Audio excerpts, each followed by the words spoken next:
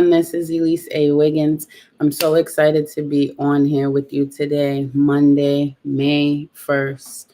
And it just feels like a long time coming because I've been trying to do this for so long, but there's always been these mishaps or whatever. But you know what? To glory be to God, here we are. So, what I wanted to about today was the reason I started this platform was to support mothers and caregivers who were experiencing burnout. Like you had dreams, you had goals, you probably are educated, you're in your career, maybe you started your business, but it just seems like something is missing. You're not 100% where you would like to be, how you would like to be. And I know oftentimes it can make you feel like frustrated, like you don't want to do it anymore. You felt like you put in your all, but you're still not where you want to be. So the topic of today is, why didn't it happen yet?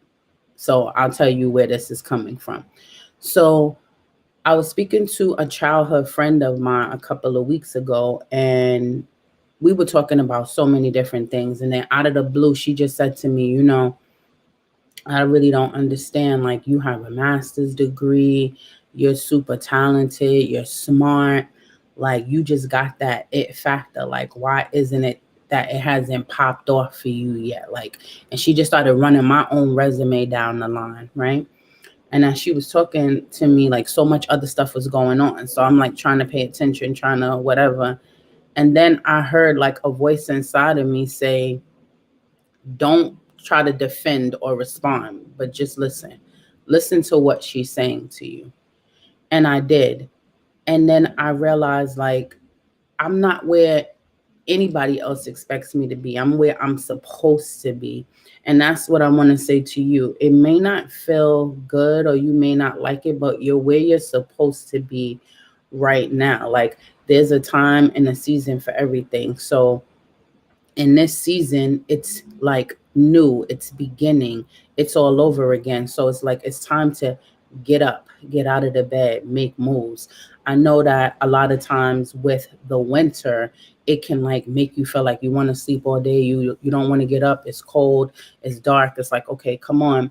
But no, now you're where you're supposed to be. You are supposed to be watching me. You're supposed to be listening to this, whatever time of the day it is, wherever you are. And you don't have to do what other people expect you to do, because other people are always going to have expectations for you. And sometimes they don't even have these same expectations for themselves, but they'll have it for you. So if this is what you've been experiencing, I just want to help you out. Starting off May, it was like 5 things that I wanted to say to you, because after having that conversation, it led me into some really like a reflective mode. Like, okay, well, what's going on? And when I went internally, I had to realize again, like, we see everything that's coming out where, like, all of a sudden, all these SA charges with all of these major people and different things happening. What if I got there too fast and I was caught up in something like that and I was traumatized by it and I couldn't go on? What if, like, the reason why, like, you hear it all the time, you're not being denied, you're being like delayed, like it's gonna happen, it just hasn't happened yet. But what if it's for your protection? What if you're being protected and you don't even know it? Like, you're hurting over something. It's like when we tell our children, no, you can't have something. And we don't say no a lot of times to punish them. We say no because it's a reason why we don't want to give them whatever that they're asking for, because we know it's not good for them. We know that God does that too. So here's how I learned to resolve that within me. It was 5 things. Number 1, I had to shut the world out. And I didn't mean like I shut the world out forever. I was in like depression, but I did go into isolation. And even animals do that. Like in any any prophet in a major religion, every time they spoke to God, they got away. You need to shut the world out, because sometimes when you have these voices in your head, the voices in your head are the opinions of other people that you've been listening to. And now you've internalized this and you think that they're your own thoughts, and they're not. You are thinking these thoughts. They are not your own thoughts. So You got to shut the world out. You got to go inside. And I know that might be difficult for some people. I know a lot of people don't like to be alone. They don't feel comfortable in their own space. I heard one of my clients said to me, get out of your own head, because I got to get out of my own head because it's a dangerous place. Let's make your head a safe place. Let's make you a safe place, right? You got to learn how to shut the world out so you can, number two, learn to listen to that inside voice. I say it a lot. Good morning. How are you, sis? Um, I say it a lot. I talk about how I heard something. And me hearing something, if they say faith comes by hearing and hearing the word. So I listen to the word a lot. I listen to different teachings a lot. So a lot of times if I'm going to be led, it's going to be by my internal voice, and I'm able to hear my internal voice because there are times where I shut the world out and I go inside so that I can have a deeper understanding, a deeper relationship. So number one is you got to shut the world out sometimes. Number two, so that you can hear or listen to your own voice. Number three, you got to humble yourself. One of the things that, hey, how are you? One of the things that I definitely learned is sometimes when you exalt yourself too much, I could do this, I'm that, I'm this, oh, I'm that, you'll be knocked right down. You rather get down and be pulled up than to be up and be pulled down. So you definitely have to humble yourself.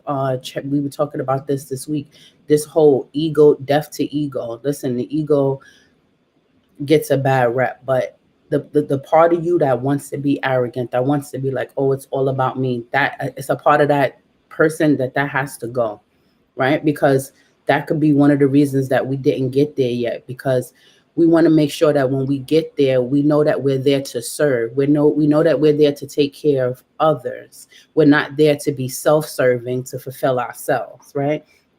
And then take breaks without feeling guilty. I remember one time I wanted to take a break, and when I took the break, I was feeling bad for taking the break. So I wanted to work again, but I knew I needed to take a break. It's okay. Stop feeling bad about it. You need to take a break. You need to stop. You need to pause to get it back together, and don't feel guilty about it. Don't let somebody, you should be doing this. Well, schedule it. Schedule it. Take your breaks. Take care of yourself. And then last, if you look behind me, you see that there's a baby picture. That's me. I think I'm about 3 months in that picture. Now I'm her mother. Whatever love I didn't get in my childhood, whatever I expected my mother and my father and whoever to do, whatever I didn't get, whatever was taken from me, I'm giving it to her now. And that's what I'm saying to you. Last but not least. So number one, you're shutting the world out. Number two, you want to listen to your inside voice. Number three, you want to be humble. Number four, you want to take breaks without feeling guilty. Don't forget the last part, without feeling guilty. And number five, now it's time to reparent that inner child. Whatever happened to you, whatever traumas you endure. So every morning I get up and I have to get up and take care of her. What does she need? What will sustain her? What didn't she didn't She didn't get hugs? Shh, majesty. She didn't get this, I'm going to give it to her. She didn't get this type of love, I'm going to give it to her. It's sad, but the truth is, stop expecting people to give things to you, even if you never got it. Learn to be your own best friend. Learn to take care of yourself, your emotional needs, whatever that is. That's going to be so important for you when, in terms of moving forward and going on. Because again, we got to ask the question, why didn't it happen yet? Are we ready for it? Socially, emotionally, are there things that we're still triggered by, and we know that we're triggered by, and like we allow the triggers to just take us on. So I hope that this has been helpful. I do plan on coming on Mondays and Wednesdays at 11. I would love if you could share your comments below. Let me know what you think, what topics you want to discuss. I definitely want to stay connected with you. So I used to do it on Saturdays. Now I'm doing it on Fridays. It's called Freedom Friday. Join me at 11 a.m. Right? And we get on, moms and caregivers, in a non-judgmental, supportive, safe environment. And we just talk about whatever it is. And we share resources, we share advice, we give love. That's what it's all about. If you are not in a good place with yourself and you're confrontational with yourself, don't join. Don't come on. Cause I'm not gonna lie, I don't want to have to check anybody, or I don't want to have to put this is a loving space. If you're ready to come in and dump and be loved on, we invite you to come. If you are in the Bergen County, New Jersey area, I will have an in-person event Friday, May 12th at the Inglewood Library. It's actually a Dress for Success event.